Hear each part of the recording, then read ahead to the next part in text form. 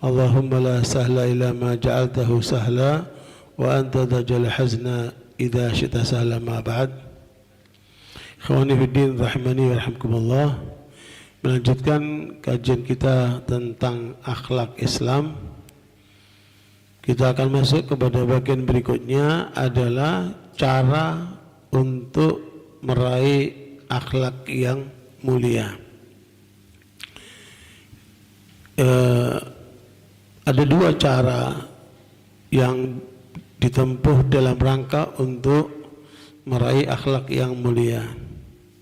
Yang pertama bersifat fitriyah, bersifat inherent, bersifat naluri sebagai pemberian dari Allah Subhanahu wa taala.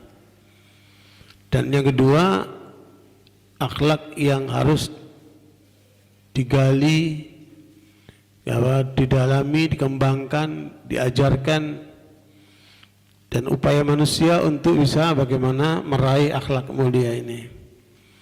Adapun yang pertama, akhlak yang bersifat pembawaan atau jibillah, yang merupakan pemberian dari Allah Subhanahu wa taala berdasarkan firman hadis Nabi SAW kepada Al-Ashaj Abdul Qais, ya, seorang bernama Al-Mundhir bin Amr radhiyallahu anhu. Sahabat ini dalam satu riwayat disebutkan masuk Islam tahun ke-8 Hijriah pada waktu Fathu Mekkah, ya, dan pendapat lain dia masuk Islam tahun ke-10 Hijriah.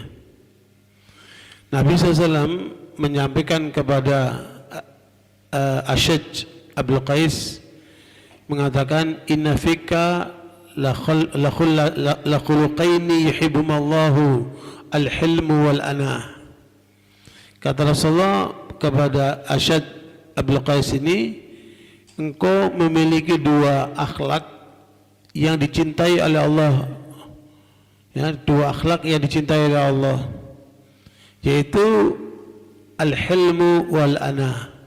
Al-hilmu itu sikap menahan diri, tidak emosi ketika menghadapi keadaan yang membutuhkan dia untuk bereaksi, ya, dia sabar, dia menahan diri, tidak bereaksi, ya.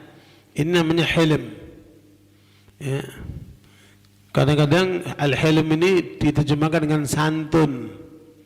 Jadi dia tidak bereaksi ketika dia dipojokkan atau kemudian dia disinggung atau bahkan diganggu. Dia memiliki sikap hilm, ya, seperti Nabi Ibrahim, Allah sebutkan memiliki sikap hilm. Jadi itu poin yang pertama. Yang kedua al-ana. Al-ana itu tenang dalam pembawaannya, ya, tidak gerusa-gerusu, tidak keburu-buru. Nah, dua sifat ini itu dicintai oleh Allah SWT. Faqala akhuluqaini takhlaqtu bihima am jabalna Allah alaihima. Apakah dua akhlak mulia itu memang aku perbuat ataukah dia pemberian dari Allah? Pertanyaan Ashad kepada Nabi SAW. Dua sifat yang disebutkan oleh Nabi dicintai oleh Allah dan dicintai oleh Allah itu adalah, apakah itu merupakan sesuatu yang saya peroleh atau memang diberikan oleh Allah SWT sebagai jibillah, ya, yaitu al-hilmu wal ana.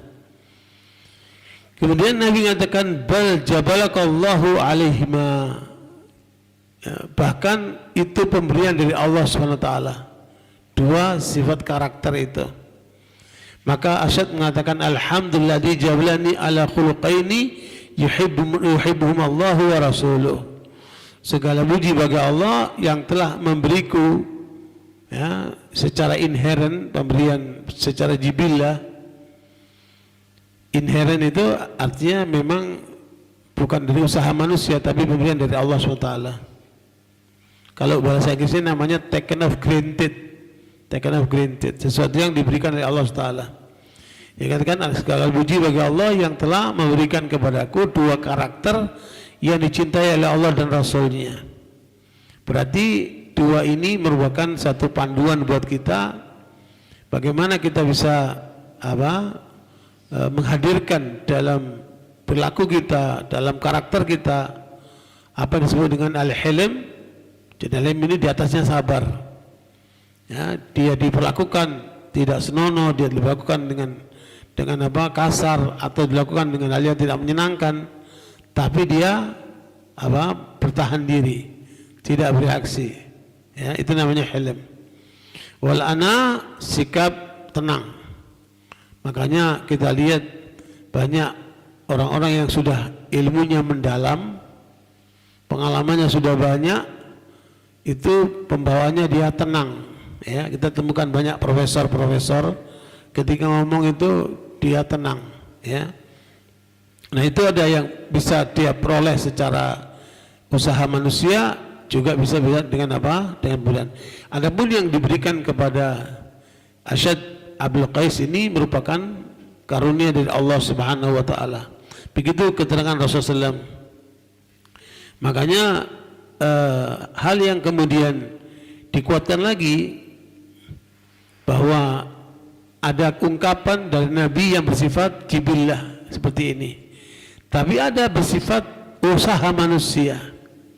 Ya, usaha manusia kalau tanpa usaha dia tidak bisa meningkatkan karakternya.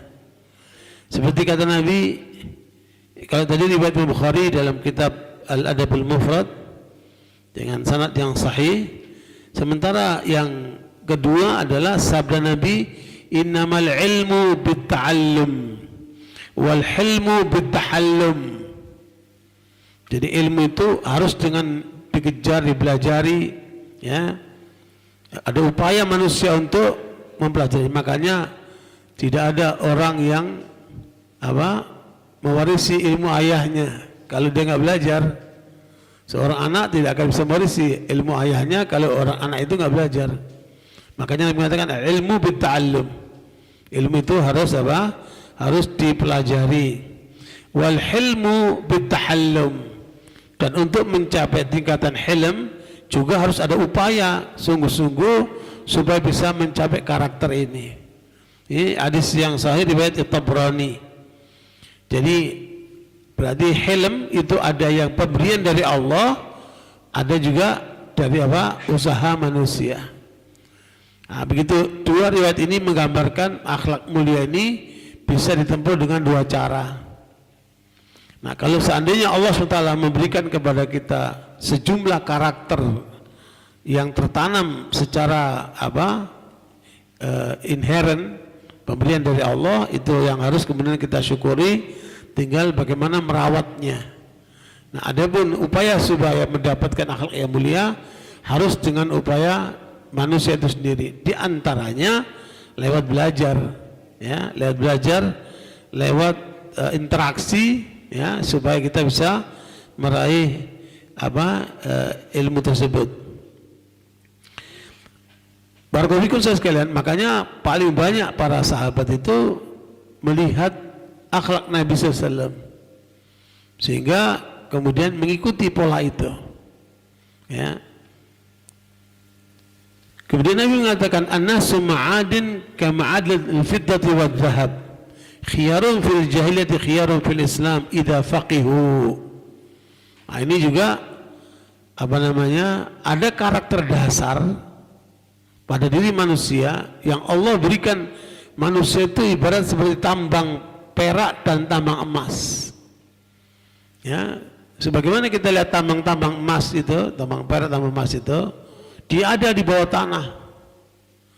Kalau tidak dieksplor, ya orang tidak bisa memperolehnya. Ya akan tersimpan aja di situ. Berarti memang itu pemberian dari Allah, tapi harus dieksplor.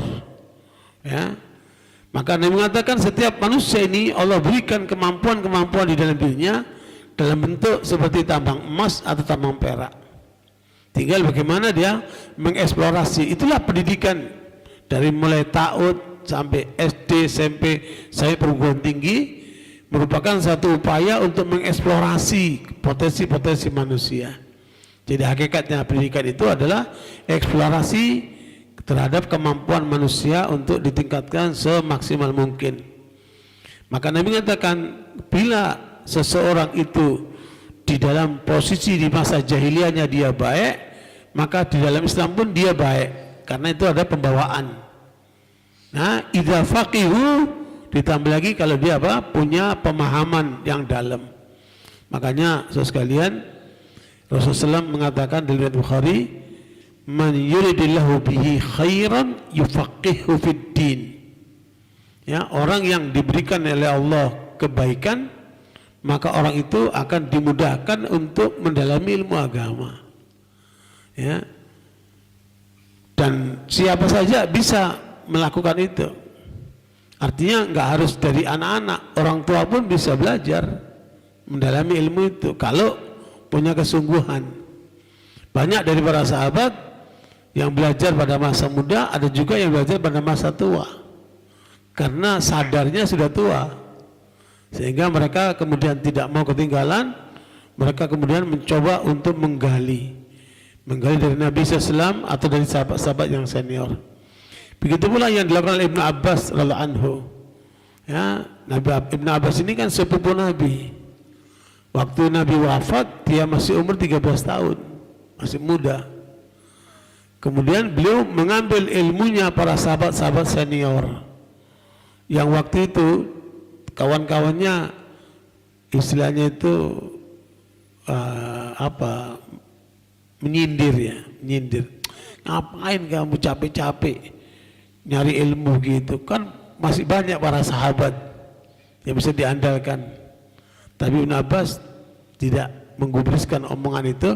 Beliau belajar datang ke rumah masing-masing sahabat yang dirasa perlu digali. Kadang-kadang waktu siang pun beliau datang dalam kondisi panas terik dan angin kencang memukul wajahnya dengan debu dan sebagainya.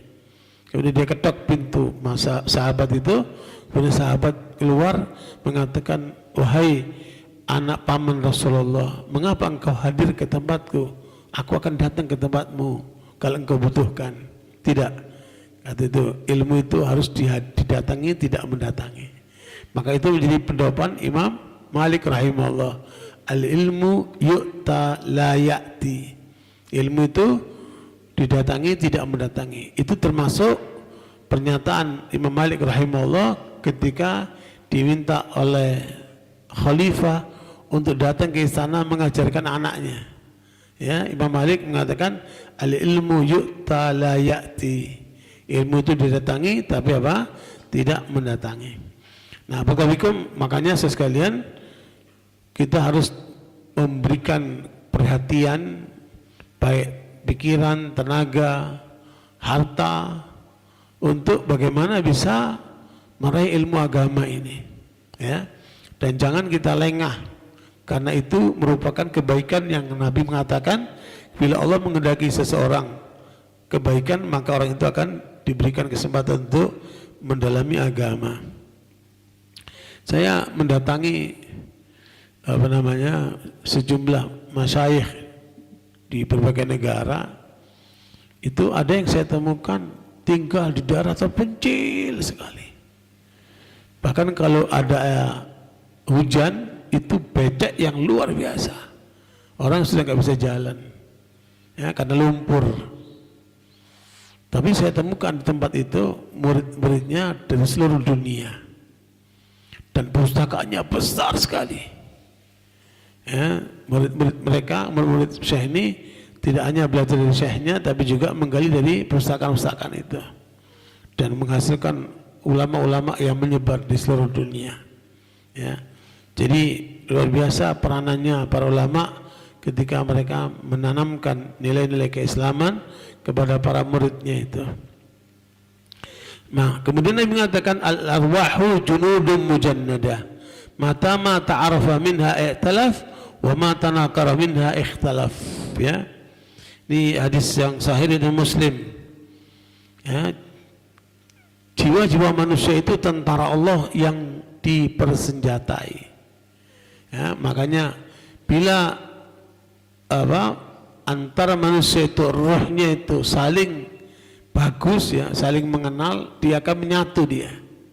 Ya, makanya banyak orang yang kita tadinya nggak kenal, ketika kita kenal, kemudian cepat kita menyatu. Karena roh kita sama dia itu menjadikan satu bagian yang tidak terpisahkan. Ya, tapi kalau kemudian roh itu saling mengingkari, ya, pertemuan tidak terpadu antara dua roh itu, maka terjadi adalah perselisihan bahkan sampai kepada pengingkaran, menjauh satu sama lain. Ya. Nah, barakallahu karena itu saya sekalian, karena Allah dalam bentuk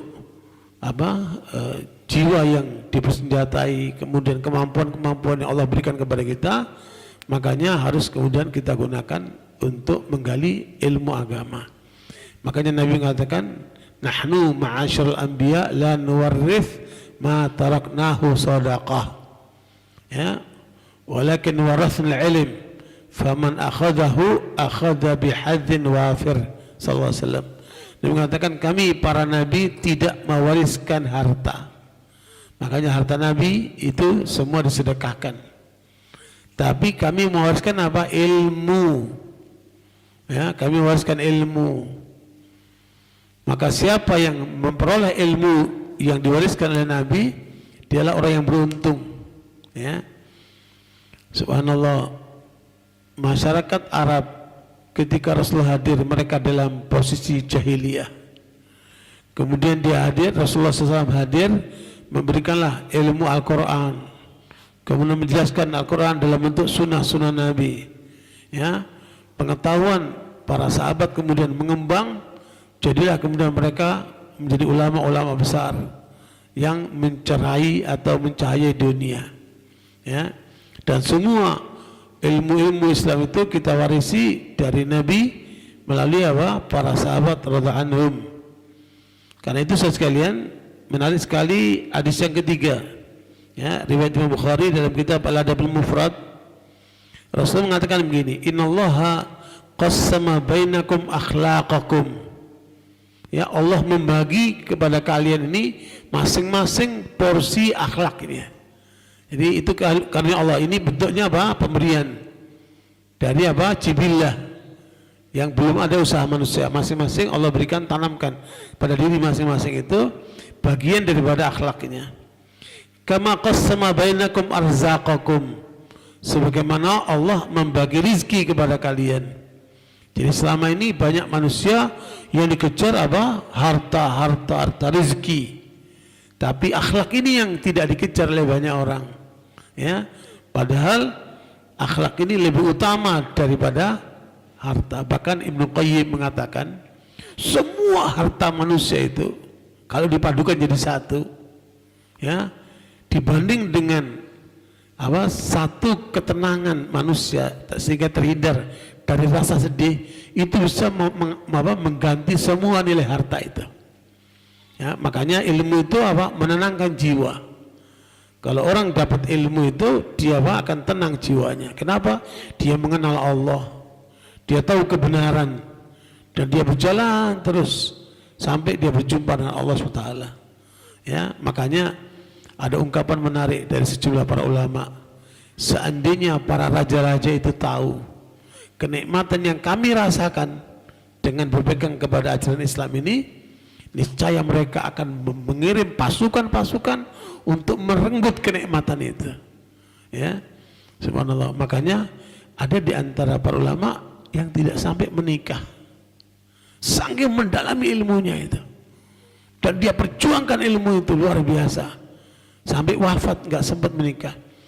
Ya, saya mencatat ada sekitar 30 ulama yang mereka tidak sempat menikah, termasuk Ibnu Taimiyah rahimahullah. Ya, saking apa? Sibuk dengan ilmu, sibuk dengan perjuangan membela Islam, ya, sampai tidak sempat apa? Menikah. Meskipun itu bukan yang sunnah. Yang sunnah ngikutin Nabi, menikah. Tapi orang-orang itu tidak sempat. Di antaranya yang saya ingat itu Imam Tabari. Imam Tabari itu karangannya banyak sekali. Ya, setiap hari itu menulis 40 lembar setiap hari. Imam Tabari itu. Makanya tafsir Tabari itu menjadi apa? Ibunya tafsir, ya. Ya, saking dalamnya ilmunya. Nah, Nabi kemudian melanjutkan, wa innallaha yu'til mala man ahabba wa man lam yuhib. Ini penting. Harta diberikan oleh Allah kepada orang yang disukai ataupun tidak disukai. Artinya apa? Diberikan kepada orang mukmin maupun orang kafir. Urusan harta, siapa yang bekerja mencari sungguh-sungguh dia akan dapat. Orang mukmin maupun kafir akan diberikan harta itu. Wala yu'til iman illa man yuhib. Sementara iman berarti apa? Ilmu Islam ini tidak akan diberikan kecuali kepada orang yang beriman. Makanya kita lihat banyak kalangan orientalis, profesor-profesor, jumlahnya ribuan di negara-negara Eropa, ya, itu paling banyak di sana itu. Mereka mempelajari Islam dan bukan main, setiap hari belajar Islam berapa? 14 jam. Setiap hari 14 jam. Ya. John Ziher itu disebut sebagai ahli hadisnya orientalis Yahudi dari Hungaria, John Ziher. Wenseng itu ahli hadisnya dari Belanda, menulis kumpulin 7 juz, ya, kumpulan Al-Mu'jam Fahras li Al-Hadil Hadith. Ya, bahkan sampai para ulama mengatakan kalau orang itu mendalami ilmu hadis tidak punya Al-Mu'jam Fahras li Al-Hadil Hadith, berarti dia belum ulama hadis. Sampai segitunya. Ya, karena ilmunya itu dalam sekali. Dia kumpulkan dari berbagai sumber yang kemudian mengeluarkan mana ada situ tempatnya di mana ya ada itu diterangkan semuanya. Al-Mu'jam Fahras, begitulah ada apa orientalis yang ahli tafsir, orientalis yang ahli bahasa, orientalis yang ahli apa fikih, orientalis yang ahli apa sejarah, dan itu jumlahnya banyak sekali, ya. Dan saya lihat yang paling banyak itu dari Jerman, banyakkan Yahudi mereka, ya. Begitu sungguh-sungguhnya mereka mendalam Islam, tapi banyak dari mereka yang tidak mendapat hidayah. Kalaupun ada sedikit lah yang dapat hidayah, sehingga mereka itu kemudian beruntung menjadi orang Muslim. Ya, jadi Allah memberikan harta kepada mukmin maupun kafir, adapun iman hanya diberikan kepada orang yang dia cinta, yaitu orang beriman. Faman dhanna bil mali an yunfiqahu. Siapa yang merasa pelit dengan hartanya untuk diinfakkan. Wa khafal adu an yujahidahu, dan dia punya rasa takut kalau berada di medan-medan jihad. Wa haba laila an yukabidahu, dan malas tahajud malamnya, malam enggak bangun untuk tahajud. Jadi ada jenis orang seperti ini, ya. Ya, seorang muslim apa pelit dengan hartanya, takut dalam perjuangan di medan perang, dan apa tidak sungguh-sungguh di dalam tahajud malamnya, sering apa terlewatkan. Maka Nabi tetap memberikan motivasi, falyukthir min qawli la ilaha illallah wa subhanallah walhamdulillah Allahu akbar. Artinya apa? Dzikir, ya. Dzikir ini bisa mengganti semua amalan-amalan itu. Subhanallah. Ya, makanya orang berzikir itu menjadi penekanan dalam Al-Quran. Ya, fadhkuruni adzkurukum washkuruli wala takfurun. Ya, Allah mengajarkan kita untuk apa? Banyak berzikir. Ya. Nah, begitu pula dalam surat Al-Jum'ah, habis apa? Salat Jumat banyaklah berzikir. Begitu pula habis haji banyaklah berzikir. Ya. Di apapun kegiatan kita, mari kita perbanyak berzikir, dan zikir yang Nabi SAW tekankan adalah la ilaha illallah subhanallah walhamdulillah wa la ilaha illallah Allahu akbar, ya. La ilallah subhanallah walhamdulillah wallahu akbar, ya. Itu zikir yang dianjurkan sama Nabi SAW. Jadi itu sekalian, jadi pola mendapatkan akhlak dengan pola dua, baik itu jibillah pemberian Allah ataupun apa usaha manusia untuk bisa memperolehnya. Kemudian yang kedua, apa apa media-media yang digunakan dalam rangka untuk memperoleh akhlak mulia itu. Ya. Media apa yang bisa kita gunakan untuk bisa kita memperoleh apa? Akhlak Islam. Yang pertama apa? Doa. Ya, doa merupakan cara untuk supaya kita diberikan oleh Allah akhlak mulia. Ya. Baik dengan cara pemberian apa tadi? Jibilah, atau dengan usaha-usaha untuk dimudahkan mempelajari apa? Akhlak mulia. Nabi mengatakan dalam riwayat Imam Ahmad dengan sanad yang sahih disahihkan oleh Ahmad Syakir, Nabi mengatakan, Allahumma hdini li ahsanil akhlaq. Ya Allah, berikan petunjuk kepadaku untuk memperoleh akhlak-akhlak yang terbaik. Artinya doa, ya. Kemudian la yahdi li ahsaniha illa anta. Tidak ada yang bisa memberikan petunjuk menuju akhlak yang mulia itu kecuali Engkau, ya Allah. Wasrif anni sayyi'aha. Palingkan dariku segala bentuk akhlak yang buruk.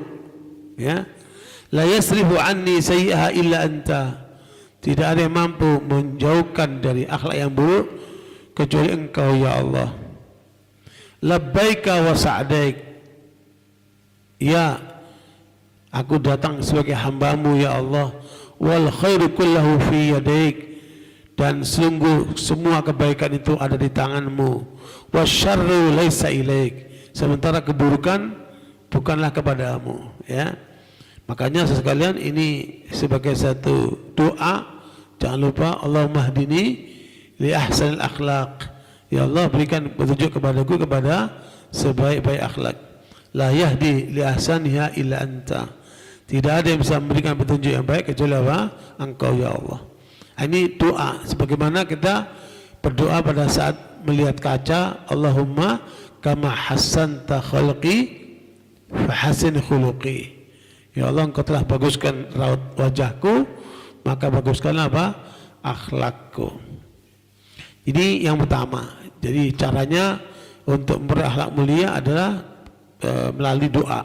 Yang kedua, usaha sungguh-sungguh, ya, usaha sungguh-sungguh dan latihan. Ya, kita selalu berusaha juga apa? Melatih, ya. Karena melatih akhlak yang mulia itu harus dengan penuh kesabaran, kemudian kesungguhan, dan membutuhkan waktu. Coba antum lihat anak-anak itu, ya, ketika dia makan tangan kiri, maka cepat kita luruskan, jangan makan tangan kiri, atau kita pegang tangannya supaya dia makan tangan kanan. Nah, itu usaha untuk menanamkan pada anak itu. Setiap kali dia mau makan tangan kiri, kemudian kita tahan, jangan makan tangan kanan. Ya, kemudian baca bismillah. Jadi kita ajarkan sama anak-anak itu kan upaya terus menerus supaya dia menjadi karakter. Dan biasanya menurut para ulama untuk mencapai karakter itu minimal 40 kali. Jadi kalau umpamanya seorang anak sekolah di tempat kita, ya, dia dari keluarga yang kurang perhatian dengan akhlak mulia, ya, mungkin bapak ibunya minum tangan kiri atau bapak ibunya makan tangan kiri, dia sekolah di tempat kita, kemudian anak itu kita lihat minum tangan kiri, makan tangan kiri. Nah, untuk merubah anak ini supaya kemudian berubah dari kiri menjadi kanan, itu butuh 40 kali, ya, untuk menanamkan kepada anak itu sampai menjadi karakter, ya, secara tidak sadar ataupun sadar. Ketika dia makan tangan kanan, ketika minum tangan kanan, ya, itu perlu latihan, ya. Makanya ketika anak itu terbangun di rumahnya sudah benar, ya, makan tangan kanan, minum tangan kanan, baca bismillah, dia duduk, umpamanya kan, ketika dia masuk sekolah mendapatkan ajaran seperti itu untuk menguatkan lagi, ya, sehingga tanaman itu tidak berubah oleh keadaan. Nah, sehingga kalau sudah jadi karakter, kemana saja dia bawa, dia akan lakukan dengan cara yang benar, ya. Nah, masalahnya seringkali terjadi dalam pendidikan atau sekolah-sekolah itu, di sekolah diajarin bener nih, akhlak mulia, ya, tapi di rumahnya dirusak sama orang tuanya. Ya, tidak berikan contoh yang benar oleh orang tuanya. Nah, disinilah pentingnya pihak sekolah untuk mengkomunikasikan dengan orang tuanya. Jadikan anak itu sebagai cara untuk merubah keluarganya. Ya, jadi anak itu bisa menjadi apa? Agen perubahan. Jadi kita jadikan anak-anak kita untuk merubah keluarganya. Kalau keluarganya mengalami posisi atau keadaan yang tidak benar di dalam perilakunya. Jadi makanya disitulah pentingnya sekolahan itu sebagai apa? Agent of change, sebagai agen perubahan. Nah, sekalian dengan cara itu kita bisa merubah perilaku manusia, baik orang tuanya maupun anaknya, ya. Bahkan kemudian bisa kita jadikan anak-anak itu merubah juga masyarakatnya. Kalau nanti di masyarakat dia menemukan hal-hal yang keliru seperti itu, ya. Makanya Nabi mengatakan innamal ilmu bitta'allum. Ilmu itu harus dengan belajar, ya.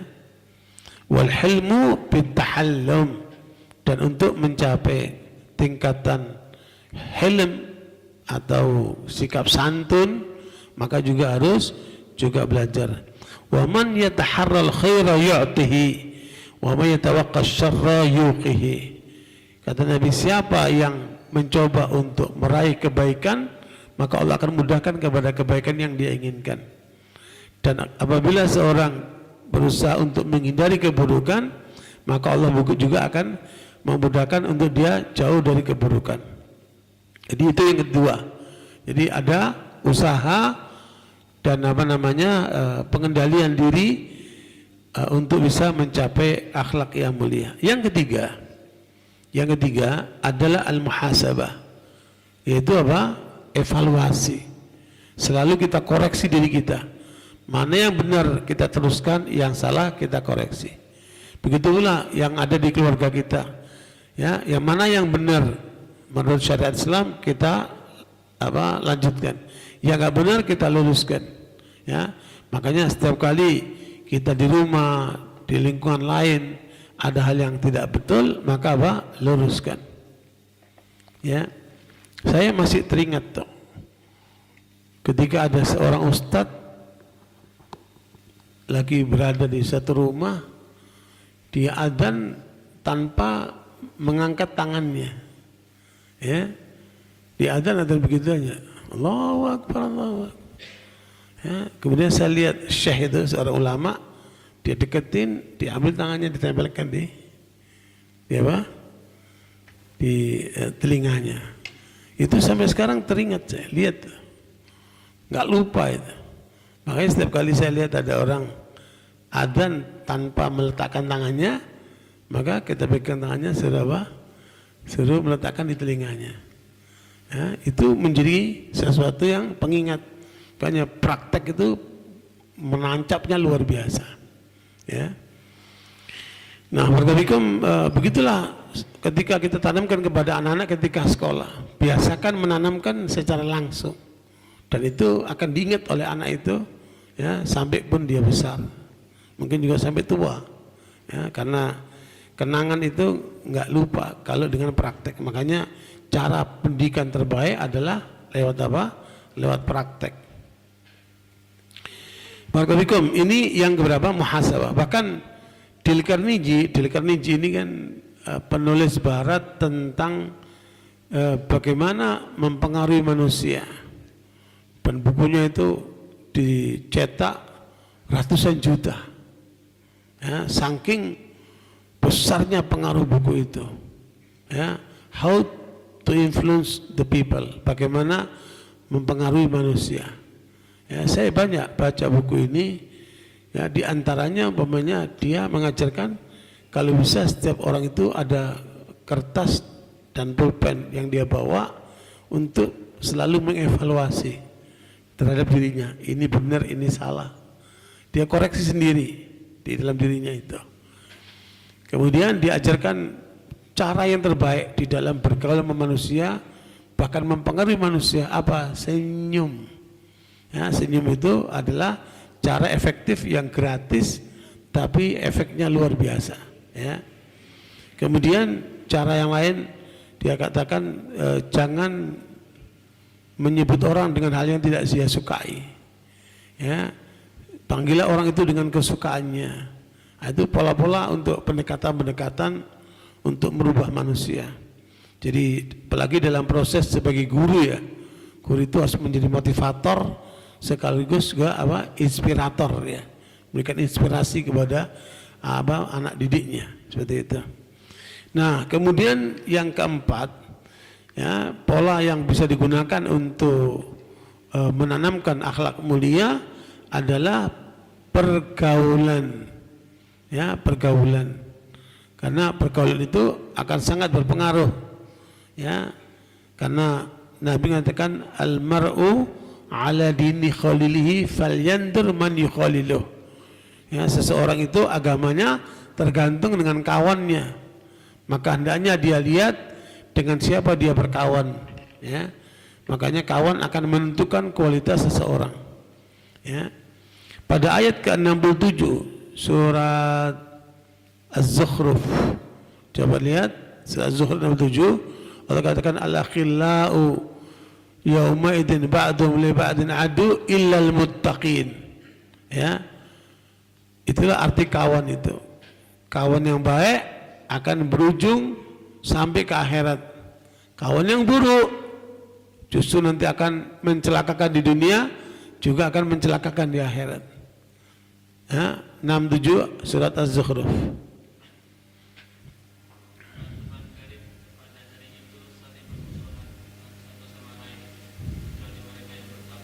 Itu nanti di akhirat saling menuntut, saling apa? Mereka saling menghujat satu sama lain. Kalau temannya buruk, tapi kalau teman baik, dia apa? Saling membela nanti di akhirat. Makanya bila ada kawan kita ngajak kita kepada kebaikan, ngajak kita kepada agama, ngajak kita kepada akhirat, berarti tandanya teman yang baik. Tapi kalau teman itu justru menghalangi, mau sholat dia malas, ya, mau ibadah dia malas, mau ngaji dia malas, itu berarti tidak baik itu. Bagus kita hindari. Nabi mengatakan bagaimana hadis yang riwayat Bukhari dan Muslim ya. Nabi mengatakan mathlul jalisis salih wasu ya, permisalan kawan ya, yang baik dan buruk. Di sini kemungkinan ada kawan baik, kemungkinan ada kawan apa? Buruk. Permisalannya apa? Kahamil misk wa nafikhil kir. Orang kalau kawan yang baik itu seperti jual minyak wangi. Ya, orang kalau bergaul dengan orang baik seperti orang bergaul dengan penjual minyak wangi. Ya. Sementara orang kawan yang buruk itu seperti bergaul dengan tukang pandai. Ya. Coba apa efeknya? Fahamil misik imma an yahdik wa imma yuhdiyaka wa imma tabta'a minhu. Bagi orang yang penjual minyak wangi itu ya, Anda akan menemukan bau wangi yang kita temukan daripada dia, kita mencium bau wangi ya, atau kita beli minyak wangi itu daripada dia. Jadi selalu memberikan apa? Nilai wangi itu, baik sementara maupun apa? Kita membeli daripadanya sehingga kita punya minyak wanginya itu. Kemudian wa iman tajidamin hurihan tayyiba, atau kemudian dengan bergaul minyak wangi dengan penjual minyak wangi itu kita akan menemukan apa? Selalu bau wangi. Wa nafihul kir, adapun tukang pandai, imma yahriqa thiyabak wa imma tajida rihan khabitha. Kalau tukang pandai, api percikannya bisa membakar apa bajumu, atau paling tidak kamu mencium bau gak enak dari dia ya. Makanya itu gambaran oleh Nabi terhadap dua kawan, yang satu baik dan satu buruk. Satu seperti bergaul dengan penjual minyak wangi, yang satu lagi seperti bergaul dengan tukang pandai. Sehingga karena itu pandai-pandailah untuk mencari kawan yang baik ya. Karena kawan itu akan sangat mempengaruhi ya. Dalam pergaulan itu kan cuma dua ya, mempengaruhi atau dipengaruhi.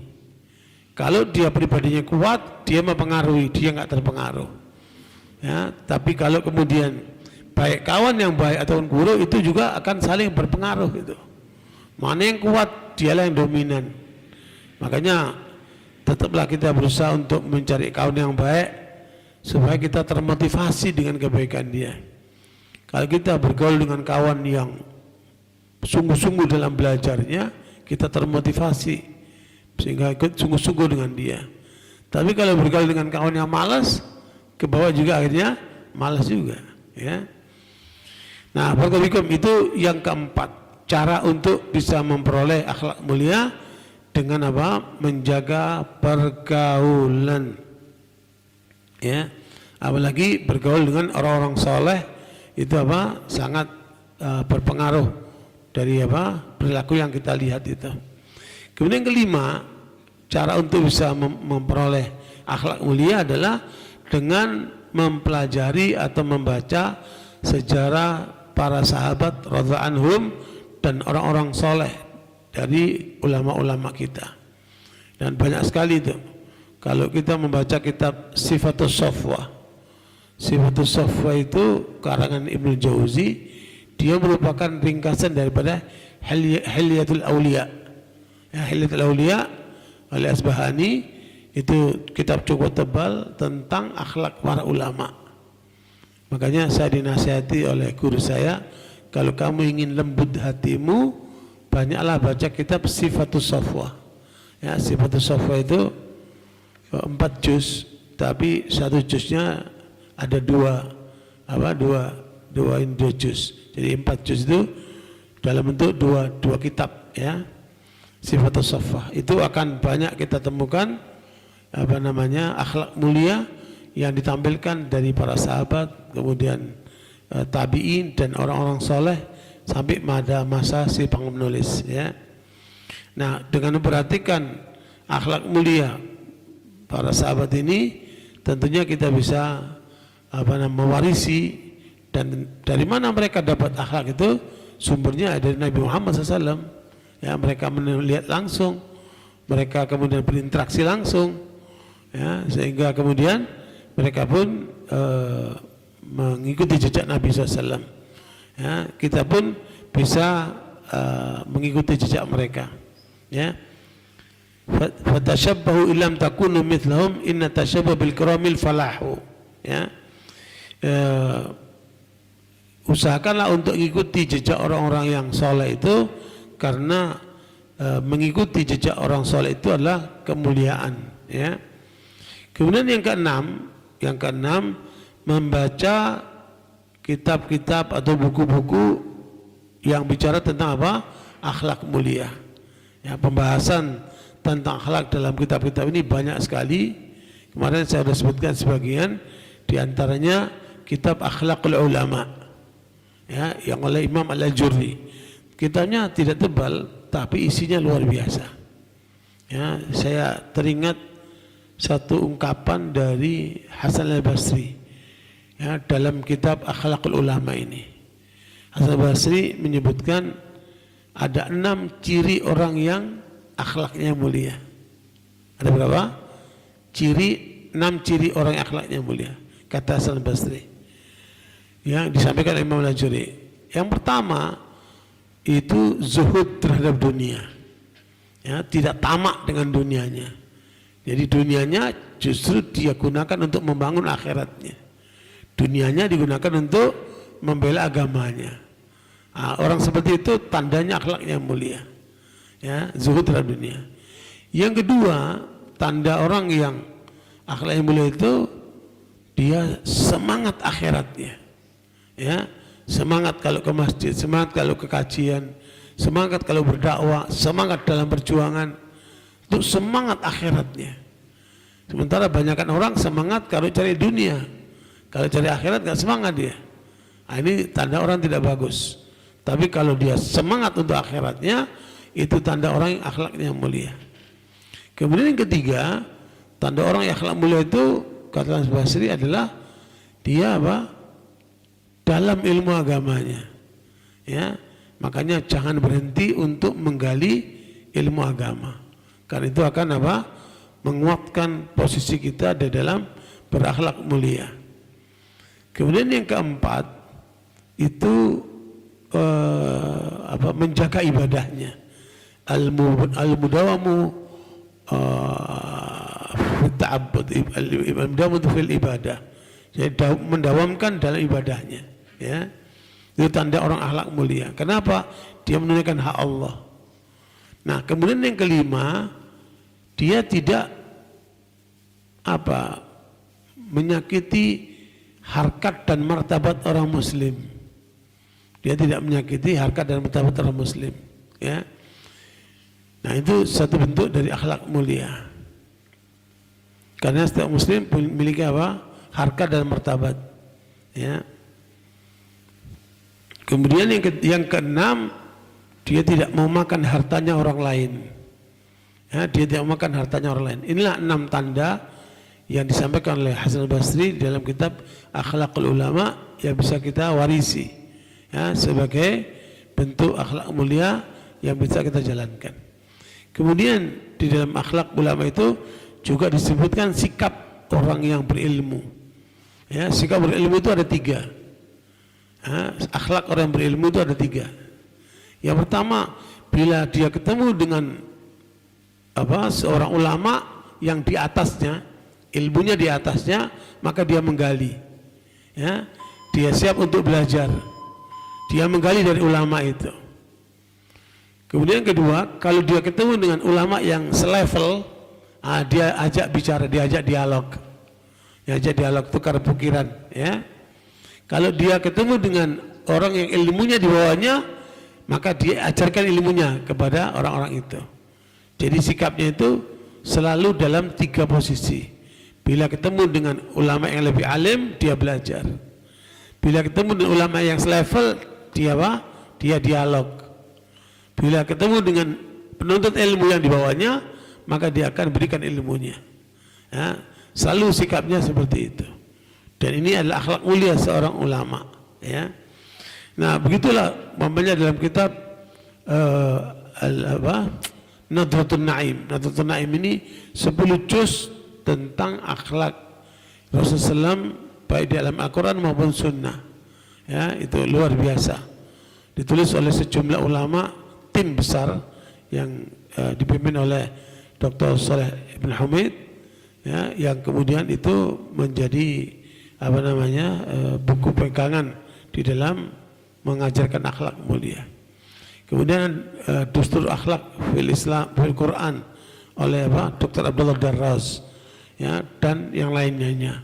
Banyak sekali kitab-kitab tentang akhlak ini bisa menjadi termasuk adalah Al-Adabul Mufrad ini. Al-Adabul Mufrad yang ditulis oleh Imam Bukhari itu juga panduan dalam berakhlak mulia.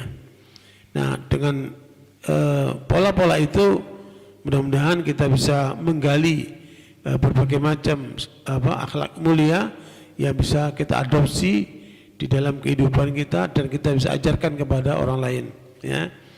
Dulu waktu kita masih kecil itu ada kita belajar akhlak lil banin, ya, akhlak untuk anak-anak. Ya, itu juga luar biasa, itu tertanam pada kita ketika kita masih kecil, ya. Makanya tentunya itu tergantung umur, ya. Semakin ketika kecil sesuai dengan umurnya kita berikan hal-hal yang bersifat harian, ya, sampai yang bersifat pendalaman, ya, terhadap akhlak yang mulia. Mudah-mudahan dengan berbagai macam sumber tadi itu akan membentuk karakter dan akhlak mulia kita, baik yang jibilah yang kita kuatkan ataupun merupakan hal yang harus kita pelajari, kita biasakan sehingga itu menjadi suatu karakter yang lumrah dalam kehidupan sehari-hari kita. Saya kira itu kajian kita pada pagi hari ini. Insyaallah kita akan melanjutkan pada bagian berikutnya, yaitu sumber-sumber akhlak mulia. Mudah-mudahan Allah berikan kesempatan bagi kita untuk bisa ketemu lagi, dan malam ini akan menentukan apakah sidang isbat Departemen Agama ya, menyaksikan atau melihat hilal, berarti besok Lebaran. Kalau tidak terlihat, berarti Lebarannya insya Allah hari Senin. Ya, keputusannya malam ini. Ya, kalau kemudian malam ini ternyata diputuskan tidak terlihat hilal, berarti besok pagi masih kita ketemu sekali lagi.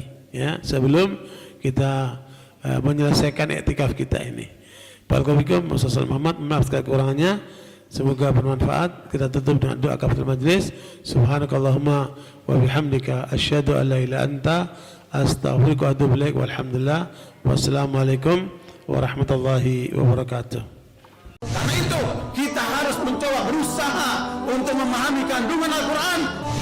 Ayat ini turun berkenaan dengan Sayyidah Aisyah. Pada dalam ayat yang lain Allah Subhanahu wa taala menyampaikan dengan tegas, khudhu. Abu Bakar As-Siddiq dakwah pada masa itu sebatas mengajak kebenaran yang tidak. Fata'allamna al-Quran wal ilma wal amal. Maka kami mempelajari dari Rasulullah SAW itu. Jelaskan maksudnya karena dampak air bisa membuat orang itu terbunuh. Asyukru mabniun ala thalathati arkan.